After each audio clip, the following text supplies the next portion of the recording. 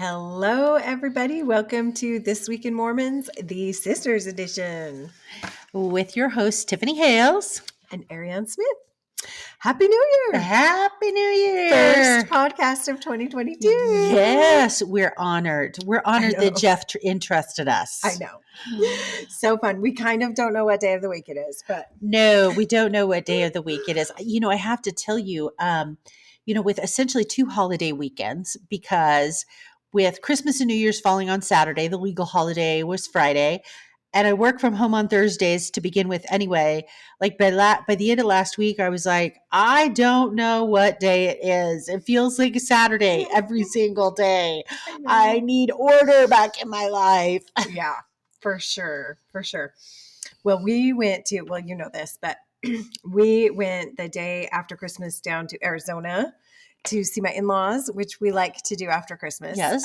Arizona in December is delightful. Well, it's more delightful than what was going on here in Idaho, that's for sure. We didn't get the greatest weather this year. We usually hope for 70s. This year we were more like 55, and we had like 1.5 days of sun. And break my heart, please. A few days of rain. Maybe some cheese with your wine. I decided not to complain because back in Idaho, it was like a frozen tundra. It was. We had massive snowstorms, and then essentially the last 2 days of the year plus the 1st of January, we had an Arctic cold come in, and it was getting down into single digits. Yes. So we got back last night, and we were like, oh, you were shell-shocked. What happened here? There's snow all over and it hasn't melted yet.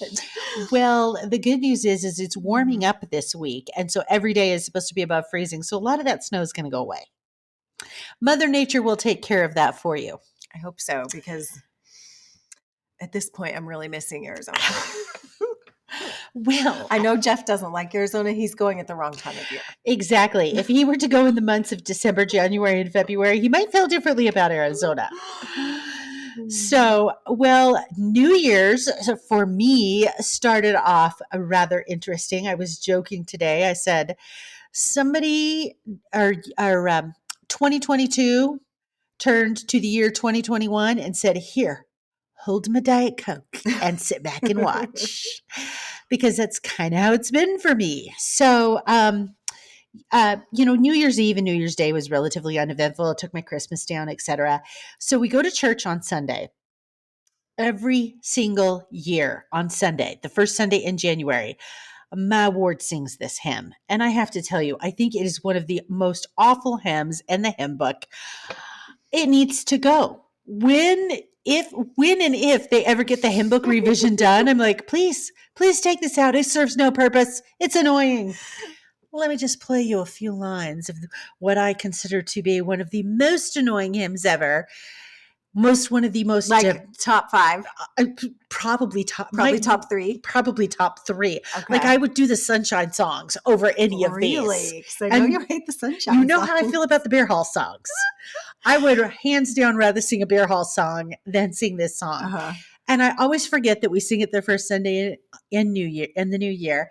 And so we get to church. We're starting the opening hymn. I turn to it and I'm like, okay, here we go. Okay. I'm going to play a snippet from the LDS Tools music app. Let's hear it. Okay. Do you recognize? Yes. Ring wild bells. Ring out wild bells. Ring out wild bells. Which I don't think I realized was a hymn still.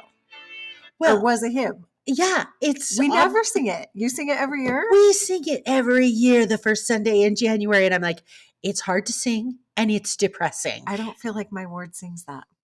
Yeah. I feel like I've sang that a handful of times my whole life. I don't know who it is in my ward that loves this song for New Year's, but somebody in my ward loves this song for New Year's. What about Come Let Us Anew? Now that we sang for the closing hymn. I feel like I sing that every year. And I love that one. I do love that one. In fact, I love that one so much. I don't know if you recall this. I picked that out for our dad's funeral as one of the hymns for our dad's funeral. Because I think it's a very funeral appropriate hymn. It is, but also I think it should be sung year round. I don't think it should be too. Just sing it in January. No. We're renewing every week at exactly. Church. And the Motab has a lovely rendition of it. Mm-hmm. They don't sing it just in January. Well, if I were to bet money, I would bet that Wild Bell song won't make the cut. I hope the Wild Bill song But doesn't make the I cut. could be wrong. I mean, what's it even about? It's about, let's look at the Are there any lyrics gospel here. principles in that song? Well, you don't get to the gospel principles until verse 3. Verse 3. The first verses are just about bells. The first verses are about the year is dying in the night. Oh. Ring out wild bells and let him die. And then it's ring out the old, ring in the new. Again, there's nothing cheery about this song. Very theatrical, isn't it? Very theatrical. And then we get to the third verse, ring in the valiant men and free, the larger heart, the kindlier hand. Then we get ring in the Christ that is to be, ring out the darkness of the land, ring in the Christ that is to be. Okay, so we get have one mention. I call it a veil. I would say it's a veiled mention of Christ. It is not a Christ-centered hymn. Yeah, that one needs to go. It needs to go. So we sing that in sacrament meeting. And then we proceed to Sunday school. Mm-hmm. And I'm sitting there in Sunday school, and all of a sudden my phone starts to vibrate. And I'm like, are you kidding me? I'm getting spammed in Sunday school. So I pick up the phone and look at it, and it's my boss calling me. Mm-hmm. And I'm like, oh, I work for the state. We generally don't work on Sunday. If he's calling me on a Sunday, whatever this is about, it is not good. So I didn't want to get up and leave Sunday school. So I just sent him a text saying, hey, I'm in church. I'll call you in 30 minutes. And he replied back and he's like, I left you a voicemail. Just listen to the voicemail and let me know if you have any issues. So I listened to the voicemail after church, and the voicemail was, hey, hope you have your laptop at home because pipes broke in our building. There's water and live electricity. You can't come to work tomorrow. I was like, okay. So fortunately, I did have my laptop at home. And then today we had a staff meeting via Microsoft Teams to kind of discuss what was going on. And so we have this building is very old. It was built in the 50s or 60s. I love it because it's mid-century modern.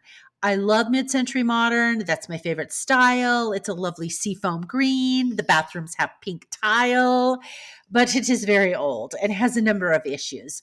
In fact, this summer when we had extreme heat, the AC went out in my building because it couldn't handle it. Well, apparently it couldn't handle the extreme cold because the HVAC unit, which is on top of the building, cracked, spewing forth water from the third floor down to the second floor down to the first floor, flooding the entire building. Well, at least a majority of the building. The section where the legal department is in, we didn't sustain any water damage. But the other problem is, because it is such an old building, it has asbestos. So all that asbestos in the ceiling tiles came down.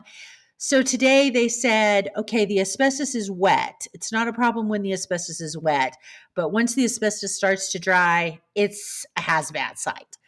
So get your little butts into your office, get whatever you think you're going to need to work remotely for a few months. They said it could be anywhere from 2 months to 6 months, but we all kind of think that's a joke, and it's probably going to be more like a year is what we honestly think given the conditions. So I'm in my office today trying to go, okay, this is not how this day had planned. I had a lovely new outfit to wear on my first day back to work in 2022. I'm in my Christmas vacation attire of black leggings and a sweatshirt. And so I'm trying to decide, what do I need to take home? I don't know how long I'm going to be. I'm not going to be able to return to the building. You know, our boss said, don't pack up every little thing. Just take what you need. What do you need? And so I just kind of guessed, and I threw stuff in my car. And when I got home, my son was home from school, and I was like, Mark, unload my car. And so he just brought it all into my home office. So tomorrow I'm going to have to reconfigure and rearrange my home office like I did during COVID, because although I've been working from home, I just do that 2 days a week with my laptop, and that's not that big of a deal. Since it's going to be 5 days a week, I'm setting up monitors and just all sorts of stuff. So alas, you're back to remote. Alas, I am back to remote working. So yes, that's why 2022, I'm like, and then I go to Costco tonight. They're out of Skinny Pop and the good chicken nuggets. Bummer. I know. You're having a rough day. I'm having a rough time. And then I come over to your house tonight because we need to revisit an issue. And I get even more disturbing news on this topic that we're going to revisit. Right. We'll discuss this now. The garments. We talked about the great garment shortage a few months ago. Or as I like to call it, beehive clothing in crisis. Yes. It's been a few months. There's still a garment shortage. Well, and when I went so the garment shortage happened sometime around September. I think we kind of really discovered it in October. When I went into Deseret book I had bought the wrong tops for my husband. So I went to return them, and our distribution is in Deseret book. I asked the lady, I said, hey, when's this garment shortage? What's going on? She's like, oh, January. We'll be fully stocked by January. It's not looking so good. It's not looking good at all. And my husband had a freak out moment today. Okay. Because he has been regularly checking the website. He's getting real close here to having to be garmentless. Yes. And I can appreciate that because let me tell you what I had to do yesterday. I figured this was a good Sunday activity. My garments are holy. And I don't mean in the spiritual sense. I mean in the physical sense. So yesterday I sat down at my sewing machine and I was repairing garments so that I could continue to wear them. Desperate times. People. Desperate times. So he's been getting on every week or so online to see if they're back in stock. And he popped on today, and his favorite tops and bottoms for men are the poly cotton. The crew top and the poly cotton bottoms. He clicks on them to see if they're in stock, and normally they say out of stock. Today when he clicked on them, they said discontinued. Oh, the horror. The horror of discontinued underwear. He was freaking the freak out. Because as well he should be. This is his favorite material, and you get used to your thing. Oh, yeah.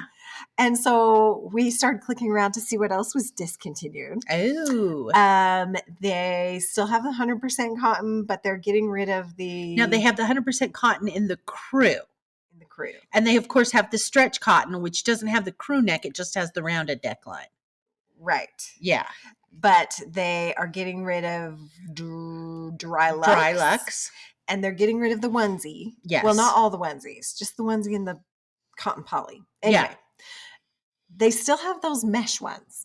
Now, if you're going to get rid of anything, why are you not getting rid of the mesh? I feel like that's for the 70 and up crowd. Seriously, they're dying off. They're all getting COVID. No offense if you like the mesh.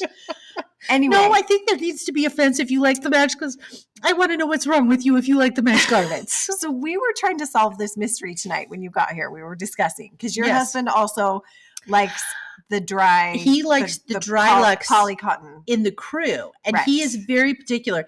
He tried the new stretch cotton that has the rounded high. It's a high neckline, but it's not like the crew, and it doesn't have the ribbing like the crew has. And he couldn't stand it. He's like, "Yeah, gross. Give me the crew." Right. So we were clicking around. We immediately went to the women's section to see. Yes. Oh my goodness, are they discontinuing the women's? Well, it turns out the women's are down to 3 different materials. They have the dry silk, the stretch cotton, the Caradessa.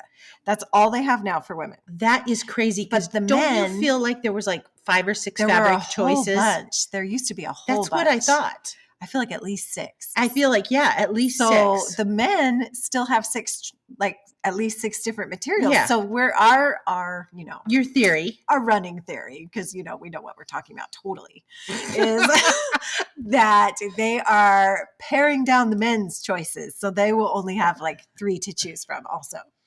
Oh, that's just frightening. Now, see, I have yet to tell my husband. Because I didn't know about this till he came over tonight. I have yet to tell him that dry lux is no more. Maybe it's a typo. Maybe it just meant to say out of stock, and somebody accidentally put in discontinued. Based on what I saw on the women's site where they've pared down the fabric choices, I'm a little bit concerned. And this is going to send my husband into a tailspin. I feel like this is going to send a lot of guys. I feel like this is the most popular, because the 100% cotton, they say, is really hot. Yeah. Right? Well, and that's why my husband, he like I said, he likes a crew neck, but he doesn't like the 100% cotton and the dry lux has some wicking properties to it. He works construction. So in the summertime, he's outside and he's hot. And the cotton poly is thinner Yes, than regular exactly. 100% cotton. So I feel like this might be an unpopular choice. I would like to know if they surveyed. Did they do one of their fancy surveys? I And know who did they survey? Because I don't feel like they surveyed this, 70 and younger than 70 crowd. They clearly didn't survey the men between about 40 and 60, because I think all the men between about 40 and 60 grew up with that crew neck. And a good majority of them don't want to give up that crew neck. We could have a little revolt here. We could have a garment revolt over the lack of the crew neck for the men. This will be interesting. I know. It'll be interesting to see if the men will be as vocal about discontinued garment styles, Right. as in all likelihood the women would be. But I think the three fabrics that they left for the women, the dry silk, the stretch cotton, and the Carinessa, everybody I know is wearing one of those three. Everyone's pretty happy with them. Yeah. There's probably not a lot of discontent among the ladies that those other choices have gone away. I don't know. I just desperate times here between the discontinuing and just the fact that nothing is in stock. Yeah. I feel like we're going to have to start sewing our own garments. Ooh. Which I think there's rules on that. You're the only one I know that has skills to do that. So you're hired. But no, I remember, isn't there something in the handbook that if you get special permission and you do it a very certain way, you can? Yes. Or is that no longer? Maybe that was maybe they removed that from the handbook. I don't know. They might need to add it back in, because at the rate we're going. Because beehive clothing is in crisis. Yeah. I mean, I know that there's some rules, and I know you have to get permission. You can't just hey, I'm going to sew myself some garments. Can't start a little side business. Can't start a little side because gig. Now would be the time. Deseret clothing would not even know what hit them. Little side gig on Etsy selling garments. Be like, oh, you can't get fabric? Well, guess what? I can. I'm running down to Joann's. Yeah. So I'm not entirely sure what the rules on that are. I know there's rules. If we get desperate enough, we might have to look it up. But like I said, at the moment, I'm mostly concerned about breaking the news to my husband that he's no longer going to get Dry Lux crew. That is not going to go over well. Yeah. Well, in other news. Yes, we will continue to keep you updated as we learn more information about the great garment shortage, beehive clothing in crisis. Yes. We really need someone on the inside. I feel like there should be a press release about this. Well, this is important enough news. You know what? I Googled tonight. I was like, surely there has to be an article somewhere that maybe we've missed on this, because this is a big topic of discussion. And when I went to Google tonight to see if I could find, a Deseret News article or Salt Lake Tribune or something like that. No, the top Google post that comes up on the great garment shortage is our podcast we recorded 3 months ago. Well, there you go. Breaking news. Apparently, we're the only ones talking about it. Yeah. Maybe because we're not supposed to be on it. I don't know. Okay. Okay. Let's do some news. In other news, we have a story about the Colorado wildfires. You probably heard about them last week. On December 30th, there was this crazy wind, 100 miles per hour, just raged through the Boulder area of Colorado. And I can't believe how many buildings, close to 1,000 buildings and houses were destroyed. And the winds were 100 miles an hour, and people just had no notice. Right. Well, and it's not the right time of year. No. Not at all. You don't think of a wildfire in December in Colorado? No. You think they're going to be buried in snow. Right. Which they were shortly after the wildfire, which was another issue. But it said in this article, nearly 500 members of the Church of Jesus Christ of Latter-day Saints were among the 35,000 people that had to evacuate their homes. So everybody is safe and accounted for who's a member of the church. All the missionaries and all the members have been accounted for, although at least 11 had homes that were destroyed, 11 members. Wow. So it talked about one family whose house was destroyed, the Spindle family in the Boulder ward. This is terrifying, their account of what happened. They were inside and they just thought that the dark clouds were a storm. And by the time they realized it was smoke, the fire was already in their neighborhood. So it said they opened the front door, grabbed their shoes and coats, and there were embers and smoke out the front door. So they kicked a screen out of a back window and went to the back of the house. Crazy. I know. Can you imagine? I mean, even in wildfire season, you usually have enough notice, evacuation Yeah, notice, to grab like exactly. a box of Yeah, pictures or something. But this was like, get out now. exactly. Immediately. So they jumped a fence, tried to get in their car and go, but they said they couldn't see a thing to drive. It was too That dangerous. is nuts. So they jumped another fence, ran across a field, got to a different road where a couple of guys picked him up and drove him. They said these nice people drove him 30 minutes away to her sister's house, Shayla, who is the wife. But they lost everything, and they had just moved there. They had come from Alabama and had just fully moved into their house just a couple weeks before this. So sad. But they did say that they feel so blessed. People have chipped in. People have donated things. People have really stepped up, and they're feeling very grateful and blessed. I'm sure just blessed to be alive. Yes. And then there was an area president that talked about 2 of the affected wards in that boulder stake, that their ward councils got together and acted quickly. They were evacuated, but they got together in whatever town they evacuated to. And they started just calling people. They got the young men involved. They had a couple of their priests, young men there, and they gave them a list and said, start calling people. And exactly. Just how great it was that they were able to help out. Well, and they taught them, they said the Aaronic priesthood is for temporal needs, and this is temporal. So get on the phone and start dialing. Yeah.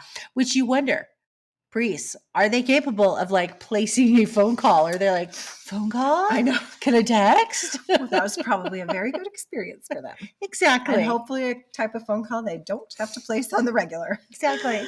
But so that was kind of the first rallying together of saints this past week. And then we have another one, Swan Valley community, which is a little town kind of on the border of Idaho and Wyoming, between Rexburg or between Idaho Falls and the Tetons. They had a bout of bad weather last Sunday, December 26th, which I know because we drove through that side of the state on our way down to Arizona, and it was awful. I know you said it was the worst winter driving you've ever had. It's the worst. I was white knuckling it and praying the whole time. We saw so many cars off the road, and that was just on the freeway to Utah, not on these side little highways. So US Highway 26, which is near Swan Valley, closed, I think they said, for over 13 hours because the storm conditions got so bad. And there were a lot of people that were traveling home from the holidays, from visiting relatives and family. And there are not any big hotels in Swan Valley. Well, it only has 1,000 people. They were stuck there. So what they did was, of course, members of the church rallied. They opened the church building. I'm assuming this town of 1,000 people has a very strong church membership. Well, given their location, I think that's a fair assessment. They got the emergency management and the fire district to bring over trailer of cots and blankets and hygiene kits. Residents and members pitched in with meals, desserts, and toys for the kids to keep them busy. And they had a little sleepover at the church building. So that was a good story. I love it when you see church members coming together like that, and especially using our buildings for good things like that. Exactly. So all right. So it's kind of been a slow news week for the last few weeks. It was especially slow it's always slow the week between Christmas and New Year's. There's just not a lot going on in the world because, just like you said earlier, you don't even know what day of the week it is. You're just on vacation. But one of probably the biggest story to come out that is LDS related from last week is that former Nevada Senator Harry Reid, one of the highest ranking Latter-day Saints elected officials, died at the age of 82. So his wife issued a statement and she said, "I'm heartbroken to announce the passing of my husband, former Senate Majority Leader Harry Reid. He died peacefully this afternoon, surrounded by our family, following a courageous 4-year battle with pancreatic cancer." So anyway, as many of you know, he was a Democrat. He was elected from the state of Nevada. He rose through the ranks of Democratic leadership. First, he was elected in the House, and then he was elected in the Senate, and eventually he was the Senate Majority Leader. He was the Minority Leader under President George W. Bush, and then he became the Majority Leader when Barack Obama was elected. So the first presidency issued a statement. And so let me just read the statement issued by the First Presidency. They said, and First Presidency being all three members of the First Presidency, Senator Reid was a devoted and capable public servant who was dedicated to his family, his faith, and his country. We are grateful for his tireless service in each of these facets of a life well lived. We pray that Senator Reid's loved ones will be blessed and sustained at this tender time of parting and in the years ahead. Okay. Well, you can only imagine the firestorm of controversy that the condolences issued by the First Presidency ignited. Right. So Because this, you can't stay out of the comments. oh, I can't stay out of the comments. It's like a train wreck. She's like a comment curator. I am a comment curator. So that the rest of us don't have to go dive into the garbage pit that is the Facebook comment section. Yes. So I did not look at the Deseret News ones. I strictly looked at the ones on the Church News Facebook page because that's always very entertaining. Which I still can't believe they haven't removed the comment section. Hey, maybe they enjoy that. Maybe someone in Salt Lake enjoys the feedback as much as I do. So there were only 399 comments on this post, which again, given the vitriol we have seen on several other posts that had no political relation but took political offense to people, this 399 is relatively mild. I don't know, maybe they turned off the comments, or it could just be like the rest of us. Everybody was like trying to figure out what day of the week it was last week. So I picked some juicy ones to share because it's just always fun. And after I share those, we'll then talk a little bit about Senator Reid. So this one says, I am mad at the church for putting out any kind of statement. Why is this snake any more deserving than countless bishops, stake presidents, Relief Society presidents, etc., that actually changed lives? The church PR department is causing a lot of division by saying anything negative or positive about him, especially when he accused a prophet of leading people down the wrong path. What is she referring to? I have no idea. But also, the church does this anytime somebody prominent passes away. Exactly. Like they would have done this for Romney or Orrin Hatch or exactly, even just like a prominent businessman. Exactly. Who's a member of the church. Exactly. And the other thing too is the PR department, they say the PR department is causing a lot of division. Well, this wasn't written by the PR department. Well, it might have been, but it was signed by the members of the First Presidency, and the PR department was just the vehicle by which it was released. Right. So this is, again, I love it when these commenters just think the PR department's going rogue. We have rogue people in the PR department. They can sign anything they want from the First Presidency. That's Exactly. a lot of power. That they've had a coup. They've taken over. Anyway, so then there was another one that said, this is very confusing to me. Faithful servant, all Harry Reid did was lie and cheat. This is very disappointing. And then, of course, one of my favorites, a lot of misinformation went to the First Presidency. It reminds me of the comments where people were saying, I don't know if it was on the vaccine. I think it was on the vaccine, all the statements they've made on the vaccine, where people were saying somebody needs to take CNN away from the First Presidency. They're watching too much CNN. They're getting indoctrinated. Anyway, it's just, anyway, then finally the last one, I usually support opinions. In this case, they're just going along with the propaganda of glorifying a rotten, dangerous politician that purposely put his money and influence into making him and his family rich. Yeah. So anyway, those are the comments on the First Presidency statement. Now let's talk about Senator Reid. A couple of things that I learned upon his passing. First of all, when he was first elected to the House of Representatives, he moved his family back to Virginia, and they happened to be in the same neighborhood as Rex E. Lee and his family. And this was when Rex E. Lee was the Solicitor General. So they were in the same neighborhood, they were in the same ward. Mike Lee, who is the son of Rex Lee and is a current senator serving from the state of Utah, he was 11 years old when the Reids moved in, and the Reids had a son named Josh Reid, who was also 11 years old. So Josh and Mike, believe it or not, became BFFs. They went to the same school together. I think he said they played on the same soccer team. They did scouts together. They just hung out together all the time. So Senator Mike Lee was sharing some of his memories of Senator Reid, and I really appreciated a lot of what he had to say. He talked about Senator Reid was their home teacher for a period of time. Apparently, he was a very faithful home teacher. And he was one of Rex Lee's dear friends. Now, you can imagine they are on very opposite aisles when it comes to politics. But I love the fact that they were clearly able to set aside their differences and see each other as human beings and be able to form this friendship despite their political differences. And don't you feel like wards and congregations in DC are probably so much better at this than we are here? Oh. I mean, Jeff could probably attest to this. Exactly. I mean, this is just normal life. You have different views on things. You go to work in politics. Yeah. You disagree.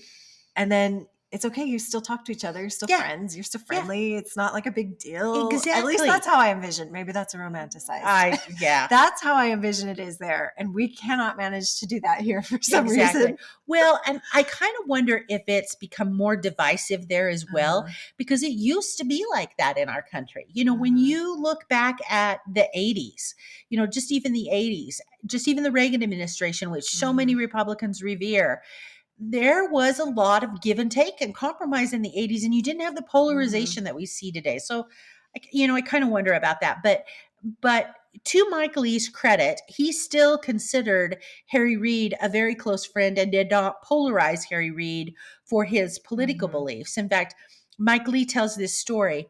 When he was a little boy and he and Josh Reid were messing around, Harry Reid locked the two of them in the garage, like purposely locked the two of them in the garage. I can't remember what they were doing, but they joke that, you know, he locked him in the garage. And Mike's like, yeah, we were just having so much fun in there that we kind of really didn't even care we were locked in the garage. Good thing you could get in big trouble for that these days. Exactly. So Mike Lee goes on to say, Harry would kind of joke about that sometimes. He was notorious for Thursday afternoon votes and threatened to keep the Senate in session for the weekend. He always joked about locking everybody in the chamber. He'd say, I've locked up a senator before, in reference to Senator Lee when he was a child. Which I thought was really funny. And Senator Lee also tells a story about how when he was sworn in as a senator, Harry Reid was already in leadership, and Harry Reid motions for him to come over. And I can't remember. I don't recall because I didn't print that story off. I just read it. Harry Reid made some really kind of funny remark to Mike Lee right after he was sworn in as a senator. And anyway, so Harry Reid was interviewed by the Deseret News, and I found this in 2017. I found this very interesting. He says, first of all, I've never been counseled, talked to, threatened, cajoled, admonished, given any direction by any one of the general authorities about what I should or shouldn't do as a member of the United States Senate or House of Representatives, which I really appreciated. He basically said that if there was something that was important to them, they would call him up, express their view, not ask him to do anything, just express their view, and then he would take that into consideration. Right. The other thing that the article talks about is Senator Reid did a lot of things behind the scenes for the church. A couple of really kind of laudable things he did is he gained congressional approval for the Church of Jesus Christ to secure a controversial lease with the Bureau of Land Management for a historic site in Wyoming known as Martin's Cove. I had no idea. Cool. Yeah, I had no idea he was involved with that. He helped the church work through a long and complicated process with the Israeli government and the city of Jerusalem to build the BYU Jerusalem Center. Also did not know he was involved in that. Did not know that. Anyway, Orrin Hatch had good things to say about him. He said he's the embodiment of the American dream. He grew up very poor in a shack with no indoor toilet, hot water, or telephone. And it said he hitchhiked 40 miles each day to attend school in Henderson, Nevada. Wow. And he didn't even know what a senator or a majority leader was as a kid. So he, what does it say here? He was quite a fighter, And he did politicize the workings of the Senate. He'd bring to the floor issues that would have never seen the light of day if there was someone who loved to fight. It was Harry Reid. And then there was, you may remember in 2012, he accused Mitt Romney of not paying taxes. And that didn't go over very well. And it came out that, yes, Mitt Romney did pay taxes. He paid several $million in taxes. And Harry Reid never apologized for that. And when asked about it, Harry Reid was like, well, he didn't get elected, did he? This was his presidential campaign. Right. So there was a rift there between those two for a while. And one of the things that I thought was really interesting is Mike Leavitt, who is a former Secretary of the Interior, former governor for Utah, and currently the president of the Tabernacle Choir at Temple Square, negotiated a peace treaty between these two. He brought them together and he said, okay, boys, we're going to sit down and break bread and make peace. That is fascinating. So, I mean, obviously it happened sometime after the 2012 election, but how wise of Mike Leavitt to say, you both are men that I love. Come on, let's make kiss and make up here. That's funny. That's a good story. So I thought it was a good story. So anyway, Senator Reid, very polarizing figure clearly among members of the church. But so important. I just think it's so important for us as members to have people in leadership on both sides. Exactly. To see that reflection of the variety of views that we all have as church members. And I've said it before and I'll say it again. If you sat the members of the First Presidency and 12 down, you are going to find political views on both sides of the aisle. I am 100% confident about that. Oh yeah. So I think we all have our guesses. We do all have our guesses, but we'll never know. For sure. Yeah, we'll never know. That's absolutely right. Which is very smart. Yes. Can you imagine the Facebook comments? Oh. All right. Next story is a COVID story. Of course, we could not have a podcast without a COVID story. Oh no, we have to have a good COVID story. This is about the MTC implementing increased COVID-19 protocols after 91 out of 588 missionaries in the MTC recently tested positive. Yes. So I figure that's about 17%. Yeah. Okay. Which, they're all vaccinated. Exactly. But because they are all vaccinated, it did say few have reported being symptomatic or feeling ill. So I'm sure this could have been much worse. Exactly. But so what had happened is they had a couple that felt ill. They tested those. They came back positive, and then they tested all the missionaries. Yes. And that's how they found out 91 of them were positive. Okay. Even though they were showing those signs. Surprise! You get a positive test. You get a positive test, and you get a positive test. So now they have kind of isolated, and they said, luckily with the reduced capacity at the MTC, there's plenty of room to isolate the people that need to be isolated. Additional protocols are now in place involving procedures in the cafeteria and the gym. Face coverings will be worn indoors during all classes, meetings, and devotionals, which I would have assumed that they were already doing that, but now they are for sure. Yes. Also, missionaries now will not go out for their assignment unless they have a negative test before they leave. Mm-hmm. Also, missionaries coming in on Wednesdays have to have a negative test before they come in, which again, I'm kind of surprised they weren't already doing that. But, I know. Well, but I think that they probably just thought the vaccination requirement would be enough, which it was enough a while ago, but not anymore. The other thing too is testings are really hard to come by these days. You can't, the rapid testing is not available. You can only get that PCRN test, but that takes days to get back. Yeah. I wonder how they're doing this. I don't know how they're doing this. Maybe they have it inside. Who knows? Inside with some medical testing. So anyway, just very interesting. They did say that they are continuing, which I kind of knew because I have friends with kids going on missions right now. They are continuing the phased approach of the MTC, where most missionaries will do a week or two at home, before they leave for the MTC and do however many weeks they need to do at the MTC. And it sounds like that is going to be a permanent thing.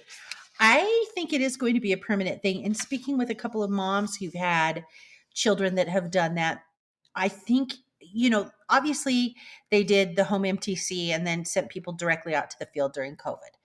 And now they're kind of doing a hybrid. That one of the things about the hybrid that is really good is it kind of eases the transition into mission life. Because you meet your district online, you meet your companion online, you see them every day for a week. So by the time you arrive at the MTC, these people in mission life is familiar to you, as opposed to the rip the Band-Aid approach of dropping your kids off, Right. waving goodbye and everybody crying. And then, I can only imagine on those nights that the drop off days that there is probably lots of all night long. Oh yeah. Yeah, that totally makes sense that would be their rationale for keeping this new system. Exactly. Anyway.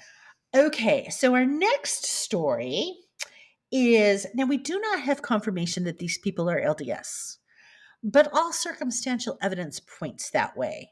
And here's the circumstantial evidence that I, have a lawyer, have gathered that leads me to deduce these people are LDS. First of all, they live in Rexburg. Ding, ding, ding, Ding, ding. Second, they're a couple that got married in February. She's only 21. I don't know how old he is, but he doesn't look that old anyway. So they seem like a really cute little couple who just got married last February and are going to school at BYUI. So high probability. So the story, well, let me just give you the background story here, and then we'll get to the good part. So they get married in February. They're not planning on having a baby. She has an IUD in. So come June, she's feeling really nauseous. And so she has this IUD in and she thinks, oh, I'm fine. I'm just sick. But her husband says, no, you're pregnant. Well, she laughs at him and she's like, yeah, okay, I'll take a pregnancy test just to humor you and prove to you that I'm not pregnant. Except it came back positive. This article terrifies me. As an IUD lover myself, nothing brings fear into me more quickly than this article. So she goes to the hospital on July 1st. I'm not really sure why she went to the hospital, rather than just like a regular OB/GYN appointment. But she goes to the hospital, they do an ultrasound, and they say, oh, by the way, you're having triplets. That is crazy. It's so crazy. And they all survived. They all survived. It is so risky to have. It is so risky to have triplets. And not with only an IUD in, that can kill the baby. Yeah. And I don't know if you get pregnant, do they take it out or does that like disrupt stuff? I have no idea. I don't know, but this is not the first case I have heard of an IUD person getting pregnant, and it super freaks me out. I know. Anyway, she had triplets. And they're identical triplets, because here's the crazy thing. These triplets all shared the same placenta and they all shared the same sac. So this made this pregnancy extremely high risk. And so she ended up having to travel to Idaho Falls every week to see a specialist. And it says, during the whole pregnancy, they told me that there would be lots and lots of complications with these babies. There were lots of things that could go wrong, but after every appointment, they just said, everything's doing good. They couldn't believe it, and neither could I. It's basically a miracle. So the delivery date was February 27th, which was their anniversary.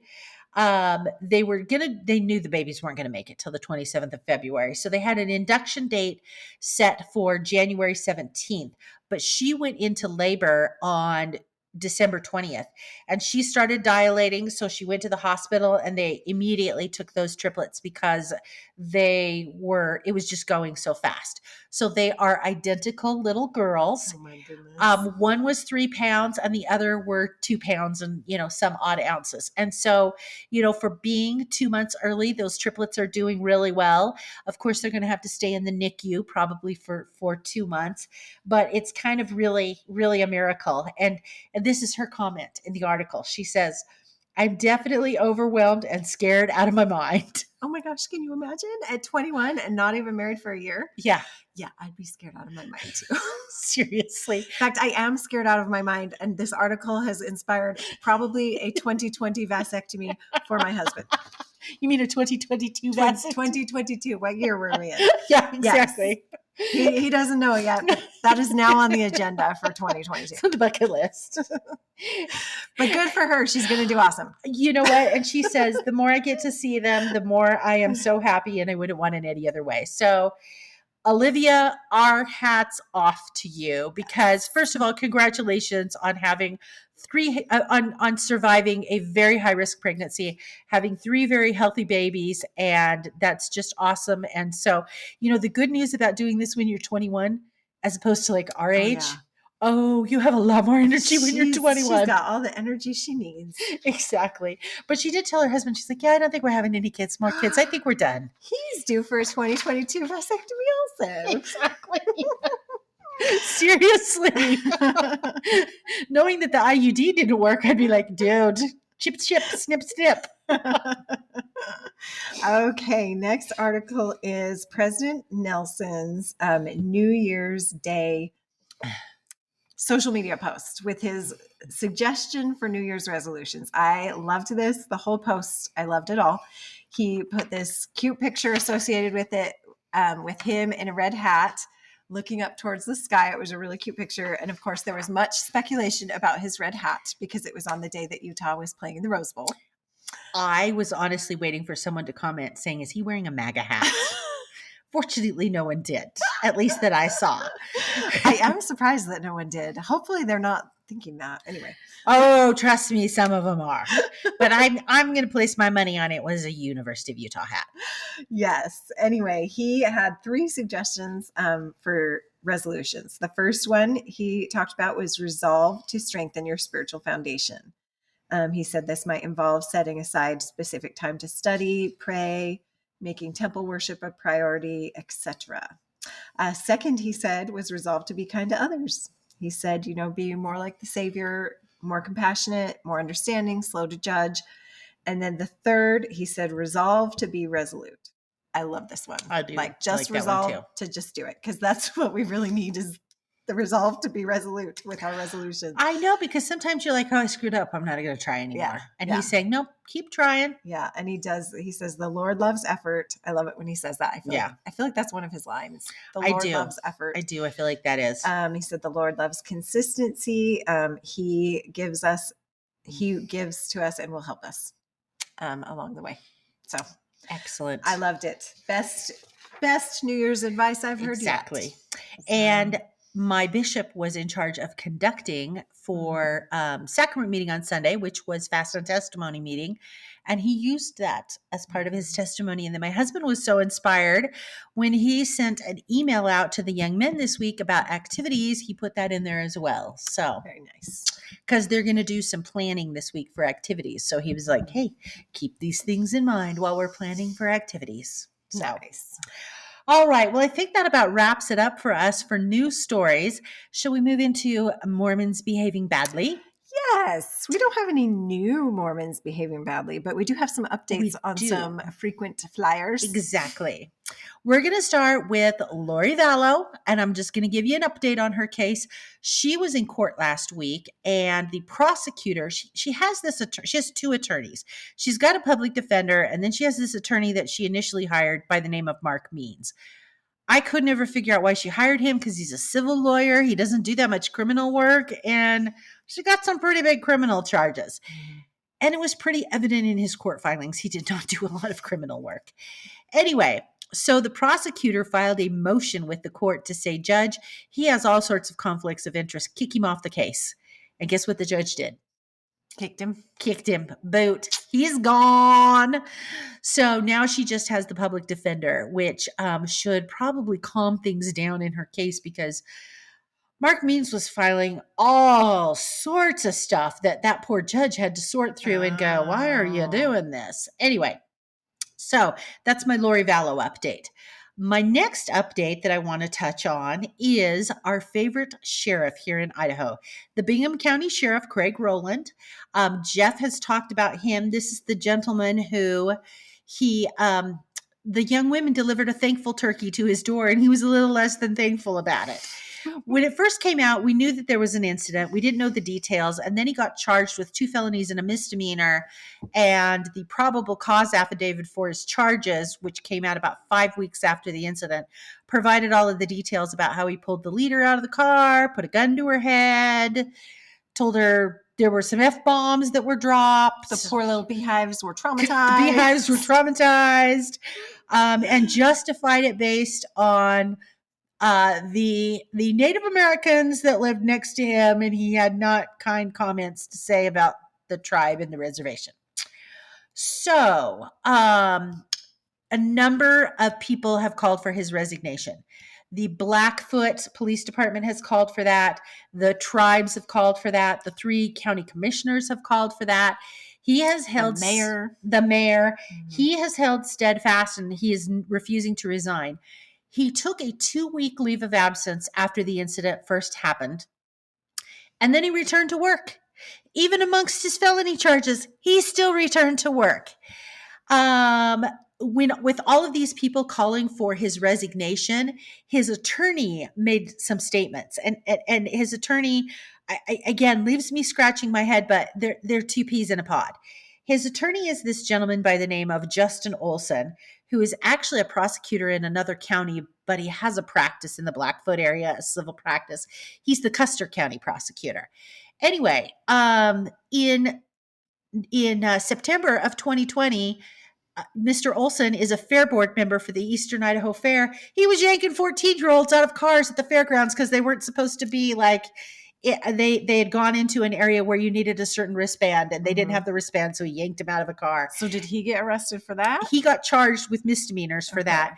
And then also at the fair, there was an auto dealership that was sponsoring a helicopter that was giving people rides around the fair.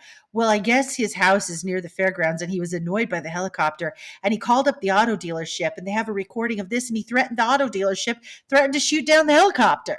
Oh my goodness. I know, we got a bunch of hotheads over there. I've been trying to determine if the attorney is Mormon. Yeah, we need to know this. I have not been able to find any direct connection. Who do we know in Blackfoot? I kind of suspect he has to be Mormon or Mormon adjacent, just because everybody in that area is, but I have no confirmation of that. So this is what his attorney is saying about Craig Rowland and his charges. So East Idaho News are the ones who broke this story originally. And so the attorney says to East Idaho News, he says he attacked East Idaho News for publishing statements included in the court documents and said the news organization is a tabloid that wishes to cause drama and unrest. Yeah, they quoted from a probable cause affidavit. I'm not finding that to be tabloid journalism. But he goes on. The statement, he's referring to the statement that Sheriff Rowland made about the Native Americans, was taken completely out of context by the investigator in East Idaho News. It appears that occurred so Sheriff Rowland's name could be further slandered and his reputation tarnished by the media in an attempt to sway the jury of public opinion. What did the judge think of this? Well, first of all, I think Sheriff Rowland's actions might have done more damage to tarnish his reputation than what the media reported. So, Sheriff Rowland's in court last week on his initial court appearance. The prosecutor asks for 2 things. The prosecutor says, take his guns away and make him take a leave of absence as sheriff. Well, the judge said, hey, he's an elected official. I can't make him take a leave of absence. But I am going to take his guns away. Ooh. So we have a gunless sheriff now in the state of Idaho. Nice. Even Barney Fife got a bullet. We can't do one revolver. He can't do his job now. How can you be a sheriff without a gun? Well, because it's an elected official in Idaho, you don't even have to be post-certified. Really? Yes, I know. Isn't that crazy? So it was kind of funny because the judge ordered the Idaho State Police to take custody of his guns. He wasn't very happy about that, the sheriff. He wanted his own county, the deputies in his county to have control over his guns. The judge is like, yeah, we're not going to have the fox watching the hen house. No. Then he wanted Blackfoot Police Department to have his guns. And Blackfoot Police Department was like, we don't even want you to be sheriff. We don't want your guns. I wonder how many guns he has. Oh, I'm sure he has a lot. I'm assuming he's got quite the arsenal. I assume he has quite the arsenal too. Anyway, so here's what I have decided about Sheriff Rowland. You know, I gave a Lifetime Achievement Award to Ammon Bundy for Mormons behaving badly. I think that Sheriff Rowland deserves a Hall of Fame award for Mormons behaving badly. I think he's Hall of Fame eligible. That sounds appropriate. So we will continue to follow this story. Oh, and then one other funny statement that his attorney made is his attorney accused the Attorney General's office who brought the charges, because obviously there's a conflict of interest for Bingham County to investigate and charge. Mm-hmm. And when there's a conflict of interest, the Attorney General's office steps in. He accused the Idaho Attorney General of filing charges against him as political retaliation, as a political move, because the Idaho Attorney General doesn't want to see him as sheriff. Now, I work for the Attorney General's office. And granted, I'm not in the criminal division, but I was highly offended by that because our Attorney General is very good about calling balls and strikes. He does not care whether you have an R behind your name or a D behind your name. If you engage in nefarious activity, you're going to get charged. So the best way to avoid felonies and misdemeanors, don't engage in nefarious activity. Also, I think it's funny he even thinks the Attorney General cares about who is the sheriff of a small town in Idaho. Exactly. He doesn't keep track of the sheriffs. No. He's got bigger problems. He has the legislature to worry about. Supposedly has bigger problems. No, he does. He has the legislature. It's a much bigger problem than the sheriff.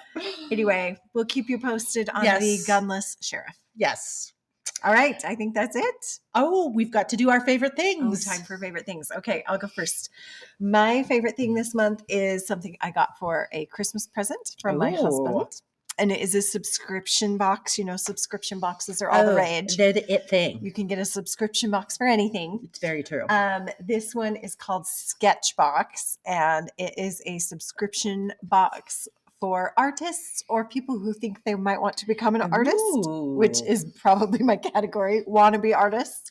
She's very creative. Don't let her tell you otherwise. So I got my first box today. It comes once a month and it just has like art supplies. Ooh. And so I got my first one today and it has like some powdered watercolors and a pad of watercolor paper, a little pad, and like a cool pen and a paintbrush and I don't know, some other fun things. And then it also gives you a link online where it tells you kind of like what you can do with them and how to use them. Oh, how fun. So yeah, I think it'll be really I'm fun. excited to see what you get every month. I know, me too. I know. Okay. So, how about you? Well, my favorite thing is a podcast. So I have been plowing my way through podcasts because I've been trying to make some health improvements for several months now. And I go out on a walk every day and I like to listen to podcasts while I walk. So I have a love of aviation. I have always loved aviation ever since I was a little kid. This is sick and twisted, but I'm really fascinated by aviation accidents, especially well, it doesn't matter whether they're big commercial or little aviation, general aviation. I just find them fascinating. I know it's twisted. Anyway, so there, and one of my favorite airlines, of course, is Pan Am. I never had the opportunity to fly on Pan Am, but, you know, Pan Am was kind of the queen of the skies, so to speak, in the 50s, 60s, and 70s. So there is this podcast called the Pan Am Podcast. And excuse me, it goes through all sorts of the history of Pan Am, from its beginning to things that happened with Pan Am. One of the ones I listened to yesterday was about the last flight that Pan Am ever made. The pilot had flown into Brazil on a regular flight. And then he gets to the hotel thinking he's going to have a little layover. And Pan Am calls him and says, yeah, we're going out of business. Get back to the airport. You're bringing the plane back to America. Whoa. So he had to round up all his crew and everything. And anyway, it's just super fascinating if you're an aviation nerd and a history nerd, both of which I am. And so I've just really been enjoying the stories that they have been telling on this podcast and have been very entertaining while I've been walking. That sounds really good. And you should have told me about this before my 17-hour drive to Arizona. Yeah, you actually you would have liked it, and it's clean language. I mean, you can listen to it, and it doesn't with the kids in the car. With the kids in the car. That's also a bonus. Yes. Okay, I'm going to check it out. Okay. All right. I think that's it for us. I think that wraps it up. TWIM Nation, thank you very much for joining us tonight. If you have any questions or comments, you can reach out at contact@thisweekinmornings.com, and Jeff will get right on back to you. You can become a Patreon supporter for $3 a month to help us keep our lights on. And of course, you can find us on all social media platforms, the Twitter, the Instagram, the Facebook. And we really do love and appreciate your comments on our social media. So all right. With that, Happy New Year. Happy New Year.